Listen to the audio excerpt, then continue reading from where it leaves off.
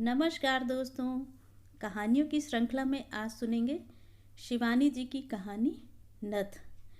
लेकिन उससे पहले मेरा आपसे विनम्र अनुरोध है कि अगर आपको मेरी कहानियाँ अच्छी लगती हैं तो मेरे चैनल को सब्सक्राइब ज़रूर करें, लाइक करें, शेयर करें और बेल आइकन दबाना बिल्कुल भी ना भूलें। आज सुनिए कहानी नथ। पुट्टी ने उठकर अपनी छोटी सी खिड़की के द्वार खोल दिए। धुएं से काली दीवारों पर सूरज की किरणों का जाल बिछ गया। छत से झूलते हुए छींके में धरे ताजे मक्खन की खुशबू से कमरा भर गया और पुट्टी के हृदय में एक टीस सी उठ गई। क्या करेगी उस खुशबू का जब उस मक्खन को खाने वाला ही नहीं रहा। ऐसे ही ताजे मक्खन की डली फाफर की काली रोटी पर धरकर खाते खाते उसके पति ने उसके मुंह में अपना जूठा गस्सा ठूस दिया था। ठीक जाने के एक दिन पहले उस दिन भी ऐसे ही खिड़की के पट से चोर सा उजाला आकर पूरे कमरे में फैल गया था और उसी उजाले के पीछे पीछे न जाने कहाँ से उसकी सास आकर खड़ी हो गई थी। अपने धृष्ट फौजी पुत्र की बहू को करकसा सास ने वहीं चीर कर धर दिया था। हद है बेशर्मी की भी। हमारे कुमाऊं की छोकरी होती तो ऐसी बेशर्म थोड़ी ही होती है ना। तिब्बत की लामानी इसी से गुड़ दिखा रही है। सास के जाने के पश्चात वह कितनी देर तक पति की छाती पर सिर धरे सुबकती रही थी, पर जिस छाती को चीनियों की गोलियों की वर्षा झेलनी थी वह सुंदर पत्नी की टेक बनती भी कैसे। गुमान सिंह के जाते ही पुट्टी पर विपत्तियों का पर्वत टूट पड़ा। सास, विधवा, ननंद और जिठानी की गालियां सुनती तो वह जानबूझकर ही बहरी बन जाती। दोनों कानों पर हाथ धरकर इशारा करती कि उसे कुछ भी सुनाई नहीं दे रहा। विधवा ननंद का पर्वताकार शरीर क्रोध के भूकंप से डोल उठता। अंधी कानी बहरी लड़कियां क्या अभी और बची हैं भौजी तुम्हारे तिब्बत में? अभी हमारा एक भाई और भी तो है, वह व्यंग भरे स्वर में चीख कर कहती। अपने दोनों कानों पर हाथ धरकर अपनी भोली सूरत को और भी भोली बनाकर पुट्टी सधे अभिनय की मुद्रा में कहती, क्या करूं, न जाने क्या हो गया है इन कानों में। हरदम साए साए की आवाज़ आती है। एकदम बज्जर गिर गया है निगोड़े कानों में। इतना घमंड था ना अपने रूप का। तिब्बत के जादू से हमारे भैया को भेड़ बनाकर रख दिया। इसी से भगवान ने सजा दी है। भगवान करे तुम्हारे कानों पर ही नहीं पूरे शरीर पर बज्जर गिरे। कुलच्छनी न होती तो क्या गुमान को लद्दाख जाना पड़ता। पुट्टी अपनी हिरनी की सी तरल दृष्टि से उसे देखकर हंसती रहती, जैसे उसकी पुरुष गर्जना का एक भी शब्द उसके पल्ले न पड़ा हो। माता, भाई, भौजाई और विधवा बहन से लोहा लेकर ही गुमान उसे ब्याह कर लाया था। अपनी माँ के साथ वह गांव-गांव में फेरी लगाकर बिसाती का छोटा मोटा सामान बेचा करती थी।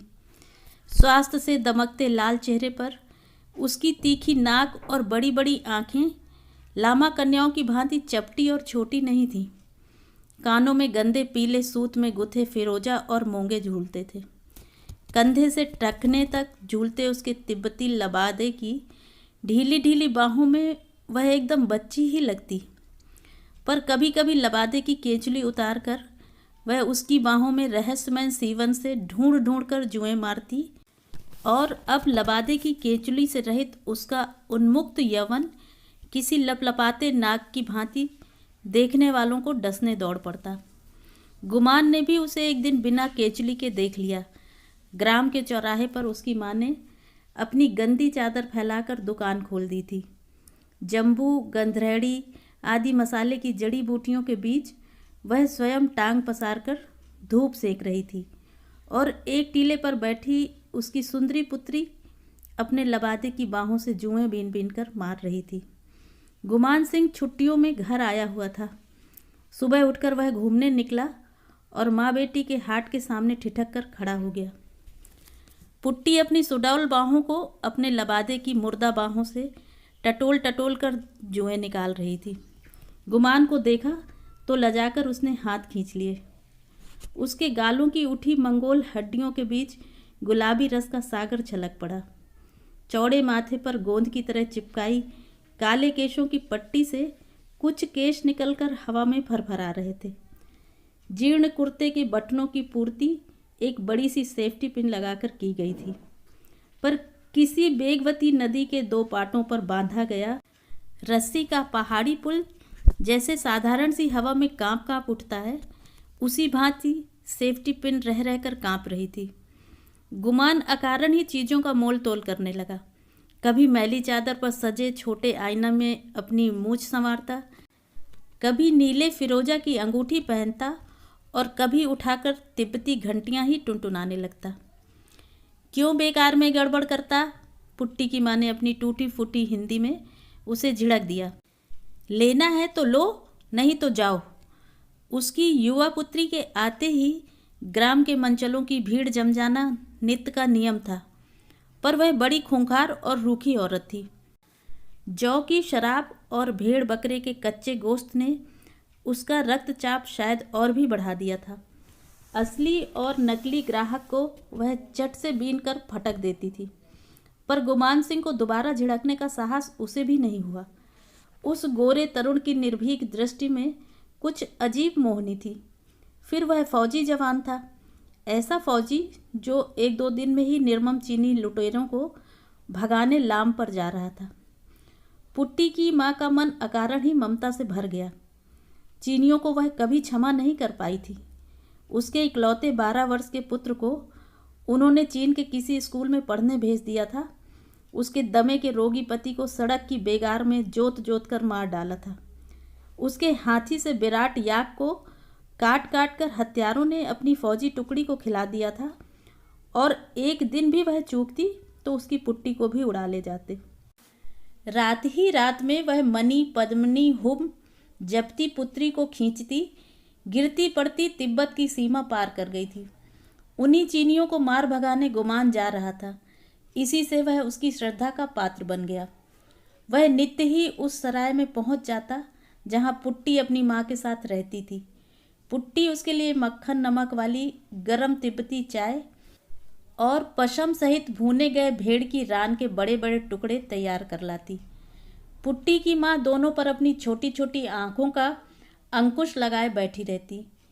फिर भी न जाने कब पुट्टी के मंगोल कटाक्षों की अर्गला गुमान के हृदय कपाट पर स्वयं ही लग गई। जाने के 3 दिन पूर्व गुमान ने पुट्टी की माँ के सम्मुख उसकी पुत्री से विवाह का प्रस्ताव रखा तो वह बड़े सोच में पड़ गई। कुमैयों के बीच खाली दाल भात खाकर उसकी तिब्बती बेटी कैसे जिएगी? बिना जौ की शराब के उसके गले के नीचे रोटी का गस्सा नहीं उतरता, और फिर दूध चीनी वाली चाय भला कौन तिब्बती लड़की घुटक पाएगी? फिर वह गुमान की माँ और विधवा बहन को देख चुकी थी। उस क्रूर बुढ़िया के शासन में उसकी पुट्टी घुल घुल कर रह जाएगी। नहीं, दृढ़ स्वर में उसका निश्चय प्रकट करने को उसने अपनी गर्दन ऊंची की तो देखा गुमान और पुट्टी दोनों दीन याचक की दृष्टि से उसे देख रहे थे। दूसरे ही क्षण पुट्टी की माँ को ग्राम के मंचलों का ध्यान आया, जो भूखे व्याघ्र की भांति पुट्टी को किसी भी क्षण निगल जाने को तत्पर थे। उसने अपनी सहमति दे दी, पर अभी गुमान को अपनी माँ, बहन और बिरादरी से मोर्चा लेना था। माँ ने पहाड़ से कूद जाने की धमकी दी। बहन ने कहा वह फांसी लगा लेगी। पर तिब्बत की सुंदरी कन्या को लाकर जब गुमान 5 पंचों के सामने सीना तान कर खड़ा हो गया तो पंच भी सहम गए। पुट्टी के सात्विक सौंदर्य ने धर्म, जाति और रूढ़ियों की उलझी गांठें क्षण भर में सुलझाकर रख दी। दूसरे ग्राम से पंडित बुलाकर गुमान के युवा मित्रों ने फेरे फिरा दिए और कुछ याकूत, फिरोजे, चांदी की 3-4 दंत खुदनियाँ और 4 बकरियों के दहेज के साथ जोर जोर से रोकर पुट्टी की माँ ने उसे सराय से ससुराल के लिए विदा किया। ना जाने कितनी गालियों से सास ने उसका वरण किया। जिठानी और ननंद उसके विचित्र लबादे का मजाक बनाती जोर जोर से हंस रही थीं, किंतु उस बदसूरत लबादे के भीतर जगमगाते रत्न को एक ही व्यक्ति ने पहचाना, और वह था गुमान। वह जितनी ही अपनी भोली विचित्र पत्नी को देखता उतना ही उसके सौंदर्य में डूबता चला जाता। पुट्टी बहुत कम बोलती और बोलने और हंसने में उसके गालों की ऊंची हड्डियां कुछ और भी ऊंची उठ जाती थीं। गुमान का कमरा बेहद छोटा और अंधेरा था। एक कोने में ताजे खोदे गए मिट्टी से सने आलुओं का ढेर लगा था। दूसरी ओर 2 टूटे हल दीवार से टिके थे, जिन पर उसकी खाकी वर्दियां टंगी थीं। काली दीवार पर एक बड़ा सा आईना टंगा था, जिसे गुमान मद्रास से खरीद कर लाया था। उसी आईने में युगल प्रेमियों ने एक साथ अपना चेहरा देखा तो दिन भर की कड़वाहट घुल गई। रात को अपनी नई नवेली पत्नी के लिए गुमान कमरे में ही खाना ले आया तो वह कटकर रह गई। बार बार उसने गर्दन हिलाकर कमरे में खाने की व्यवस्था पर असंतोष प्रकट किया। टूटी फूटी पहाड़ी में अपनी लज्जा व्यक्त करने की चेष्टा की, किंतु वह जिधर गर्दन फेरती वहीं उसका सजीला पति उसके मुंह में गस्सा ठूस देता। पुट्टी अपनी ढीली ढीली बाहों में मुंह ढांकने की चेष्टा कर अपनी तिब्बती भाषा में न जाने क्या क्या बुदबुदाती और गुमान उसकी विचित्र बड़बड़ाहट को दोहराता तो वह खिलखिला उठती। गुमान होठों पर अंगुली रखकर उसे इशारे से समझाता, श्श, धीरे हंसो, बगल वाले कमरे में अम्मा लेटी हैं। पुट्टी उसके गूंगे आदेश को चट समझ लेती। दोनों नंदनवन के उन शीतल वृक्षों की स्वर्गीय छाया में थे, जहाँ भाषा का कोई बंधन नहीं रहता। वहाँ केवल एक ही भाषा ग्राह्य है और वह है हृदय की। दूसरे दिन वह सास के पीछे पीछे छाया की तरह घूमती रही, पर वह एक शब्द भी नहीं बोली। ननंद के साथ वह बर्तन मलवाने बैठी तो ननंद ने उसकी ओर देखकर पच्च से थूक दिया। पुट्टी की आंखों में आंसू छलक आए। अभी तो उसका पति यहीं था, उसके जाने पर उसकी कैसी दुर्गति होगी। दूसरे दिन उसकी माँ उससे मिलने आई। पुत्री के कुम्हलाए चेहरे को देखकर उसका जी भर आया। अपनी भाषा में फुसफुसाकर उसने पुट्टी के हृदय का भेद लेने की बड़ी चेष्टा की, पर पुट्टी सिर झुकाए खड़ी रही, कुछ नहीं बोली। उसके पीछे खड़ी उसकी सास और ननंद आग्नेय दृष्टि से उसकी माँ को देख रही थीं। किसी ने उससे बैठने को भी नहीं कहा। तब गुमान अपने मित्रों की टोली के साथ शिकार खेलने गया हुआ था। लौटने पर अपनी माँ के अपमान की बात पुट्टी ने अपने ही तक सीमित रखी। इसी बीच गुमान सिंह के जाने का दिन आ गया। जाने से कुछ घंटे पहले उसने अपने खाकी कुर्ते में लपेटा गया एक रहस्यमय उपहार पुट्टी को थमा दिया। पुट्टी, इसमें तेरी पसंद की एक चीज़ लाया हूँ, पर अभी मत खोलना, समझी? और अकेले में देखकर इसे आलू की ढेरी के नीचे गाड़ कर रख देना। पुट्टी डबडबाई आंखों से पति के हंसमुख चेहरे को देखती रही। कहती भी क्या? अपने हृदय की व्यथा को वह अपनी ही तिब्बती भाषा में ठीक से व्यक्त कर सकती थी, और उस भाषा के दुरूह शब्द उसका पति कैसे समझता। पतली मूंछों के नीचे पति की मीठी हंसी के सपने देखती बेचारी आलू के ढेर पर सिसकती रही। एकाएक उसे पति के शब्द याद आए, इसे अकेले में देखना पुट्टी। हाथ की बादामी थैली को वह भूल ही गई थी। क्या लाया होगा गुमान? कांपते हाथों से उसने पोटली खोली और चौंक कर पीछे हट गई। पोटली से यदि काला नाग भी फन उठाए निकल आता तो भी वह शायद इतना नहीं चौंकती। पोटली से उसके पीले गोल चेहरे की परिधि से भी बड़ी पीले चोखे की सोने की नथ झकझक दमक उठी। लाल, सफ़ेद और हरे कुंदन का जड़ाऊ लोलक उसके हाथ का स्पर्श पाकर घड़ी के पेंडुलम सा डोल उठा। सहसा उसकी आंखें अपने पति के प्रति कृतज्ञता से डबडबा आईं। एक दिन उसने ग्राम के प्रधान की बहू की नई नथ देखकर पति से आलू के इसी ढेर पर बैठकर एक नथ की फरमाइश की थी। हाथ के इशारे से ही उसने अपनी छोटी सुघड़ नासिका के इर्द गिर्द अंगुली से घेरा खींच खींच कर भूमिका बांधी थी। पहले गुमान समझा नहीं था और फिर कैसे ठठाकर हंसा था। आज उसी आलू के ढेर पर नथ झकझक कर रही थी, पर उसे पहनकर बैठेगी तो देखेगा कौन। टप टप कर उसकी आंखों से आंसू गिरने लगे। न जाने कब उसकी माँ आकर चुपचाप उसके पीछे खड़ी हो गई थी। सास और ननंद गुमान को छोड़ने बस स्टैंड गई थीं। पुट्टी की माँ शायद बाजार करने जा रही थी। माथे पर पोटली की गांठ बंधी थी। दामाद से वह कल ही मिल ली थी। सुबह से ही पुट्टी के लिए उसका मन न जाने क्यों व्याकुल हो उठा था। सूजी सूजी आंखों से माँ को निहार कर पुट्टी ने इशारे से नथ दिखाई। पोटली को नीचे उतार कर माँ पुत्री के निकट खिसक आई।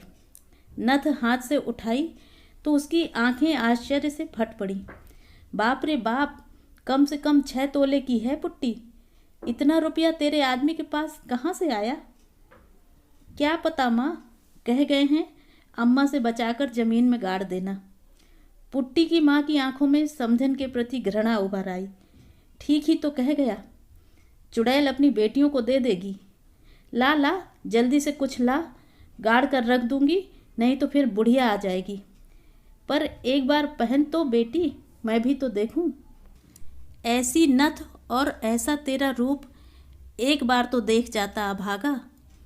सुंदरी पुत्री के सौम्य चेहरे पर नथ की शोभा देखकर उसकी आंखें भर आईं। डलिया में धरे टूटे दर्पण को निकालकर पुट्टी ने चटपट अपना चेहरा देखा तो स्वयं लाज से लाल पड़ गई। छी, कहीं भी अच्छी नहीं लग रही हूँ। ऐसा कहकर वह माँ से अपने सौंदर्य की स्तुति बार बार सुनना चाह रही थी। तू अच्छी नहीं लग रही तो कौन अच्छी लगेगी? तेरी खूसट सास। अच्छा ला, उतार नथ, मैं चट से गाड़ दूँ। ऐसी चीज़ क्या बार बार बनती है? जब तक पुट्टी की सास और ननंद लौटी, माँ बेटी ने 2 हाथ गहरा गड्ढा खोदकर नथ को गाड़ दिया था। नथ का इतिहास माँ बेटी तक ही सीमित रह गया। फिर धीरे धीरे युद्ध की दारुण विभीषिका में पुट्टी भटक कर रह गई। भांति भांति के भयावने समाचार सुनकर वह तड़प कर रह जाती। कभी सुनती कुमाऊं के असंख्य वीर जवानों के पावन रक्त के अबीर से नेपा और लद्दाख के वन वनांत रंग गए हैं। कभी सुनती नृशंस चीनी हत्यारों ने चारों ओर से घेरकर कुमाऊं रेजिमेंट की एक पूरी टुकड़ी को मोर्टार तोपों से भून दिया है। भूखी प्यासी वह कभी स्कूल के हेडमास्टर के रेडियो से कान सटाकर बैठ जाती, कभी बिलख बिलख कर रोने लगती। हिंदी वह ठीक से समझ नहीं पाती थी और ठीक से ना समझे जाने पर युद्ध के भयावने समाचार उसे और भी भयानक लगते। सास दिन भर बड़बड़ाती, कुलच्छनी रो रो कर कैसा असगुन कर रही है। बहुत दिनों तक गुमान की कोई चिट्ठी नहीं आई और फिर एक दिन एक तार आया। कुमाऊं रेजिमेंट का गुमान सिंह दुश्मन की गोलियां झेलता हुआ आखिरी दम तक अपनी चौकी पर डटा रहा।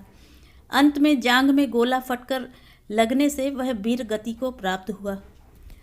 जब उसकी सास और ननंद छातियां पीटकर घायल हथनी से चिंगाड़ रही थी, तब पुट्टी शांत प्रस्तर प्रतिमा सी आलुओं के ढेर पर बैठी थी। वही आलुओं का ढेर उसके प्रेम का ताजमहल था। उसी ढेर पर सौभाग्य ने उसका वरण किया था और आज वही वैधव्य का विषधर उसे डस गया था।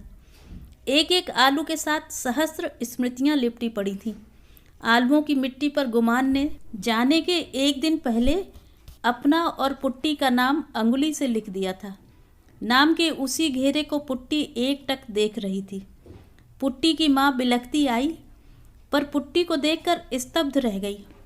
यह तो पुट्टी नहीं, जैसे स्वयं तिब्बत के मठाधीश बड़े लामा बैठे हैं। उसकी आंखों में एक भी आंसू नहीं था। स्थिर दृष्टि उठाकर उसने अपनी माँ को देखा। पुट्टी, मेरी बच्ची, मेरे साथ घर चलेगी? वह अपना चेहरा उसके पास सटाकर बोली। नहीं नहीं, मैं यहीं रहूँगी। आलुओं की ढेरी को ममता से देखकर पुट्टी ने मुंह फेर लिया। पुत्र की मृत्यु ने उसकी सास को जीती जागती तोप बना दिया। वह दिन रात आग उगलती, पर पुट्टी पत्थर बन गई थी। रोज रात को वह पति की वर्दी सूंघती, माथे से लगाती और फिर छाती से लगाकर आलुओं के ढेर पर लेट जाती। जिधर करवट बदलती उधर ही वर्दी को भी यत्न से लिटा देती और धुएं से काली छत को देखती रहती। एक दिन उसने सुना उसके ग्राम से 70 मील दूर की तहसील पर कमिश्नर साहब आए हुए हैं और गांव की स्त्रियों से सोना मांग रहे हैं। सोना जमा कर देश के लिए गोलियां खरीदी जाएंगी, बारूद आएगा और उसी गोला बारूद से चीनियों से लोहा लिया जाएगा। पर किसके पास होगा इतना सोना? पुट्टी ने सुना उसकी सास अपनी पुत्री को कह रही थी, हमारे दरिद्र गांव में तो 2 बेला 1 मुठ अन्न भी नहीं जुटता। मेरे पास तो 10 तोले की नथ है, पर क्यों दूं? इन्होंने ही तो मेरा बेटा छीन लिया। पुट्टी मन ही मन सास पर झुंझला उठी। इस बुढ़ापे में भी नथ का लोभ नहीं गया। उसकी आंखें सहसा अंधेरे कमरे में जुगनू सी चमकी। उसके हाथ स्वयं ही टटोल टटोल कर आलुओं के ढेर को हटाकर मिट्टी खोदने लगे। गांव की तहसील में बड़ी भीड़ थी। कमिश्नर साहब ने अपने बंद गले के अफसरी कोट के बटन खोलकर बड़ा जोशीला भाषण दिया। उसमें उन्होंने यह भी उल्लेख किया कि किस प्रकार उसकी पत्नी ने अपने गले की चेन खोलकर स्वेच्छा से रक्षा कोष की झोली में डाल दी थी। सभा में एक अजीब सी स्तब्धता थी। तभी भीड़ को चीरकर एक तिब्बती किशोरी बढ़ गई। उसके फटे लबादे की बाहों से उसकी बताशे सी सफ़ेद कोहनियाँ निकल आई थीं। तेजी से चलने के कारण वह अभी भी हाँफ रही थी। ललाट पर पसीने की बूंदें उसके चंपई रंग को और भी मनोहारी बना रही थीं। जल्दी से हाथ की खाकी पोटली को कमिश्नर की थैली में डालकर वह भीड़ में खो गई। न उसे अपनी उदारता की घोषणा करने का अवकाश था, न कोई कामना। कमिश्नर महसी की पतली आधे तोले की चेन नई सोने की नथ की कुंडली के नीचे न जाने कहाँ खो गई। बातों के धनी कमिश्नर की सतर मूँछों को पुट्टी के आकस्मिक आगमन ने सहसा खींचकर नीचा कर दिया। अपनी पत्नी के सामान्य दान की ऊंची घोषणा का खोखलापन उन्हें धिक्कार उठा। क्या वह पतली चेन उनकी पत्नी का एकमात्र आभूषण था? उनका 100 तोला सोना तो स्टेट बैंक के लॉकर से लाकर स्वयं उनकी माँ ने कहीं गाड़ दिया था। युद्ध के दिनों में भला बैंक में सोना कौन धरेगा बेटा, माँ ने कहा था। कांपते कंठ से उन्होंने भीड़ को सूचित कर दिया, एक अज्ञात महिला अभी अभी यह नथ दे गई है। भीड़ में वह जहाँ कहीं भी हो आकर इसकी रसीद ले ले। हाथ में पकड़कर उन्होंने नथ उठाकर भीड़ को दिखाई। तिलमिलाते रौद्र की प्रखर किरणों में नथ झकझक कर उठी। भीड़ में से कोई भी महिला उठकर रसीद लेने नहीं आई।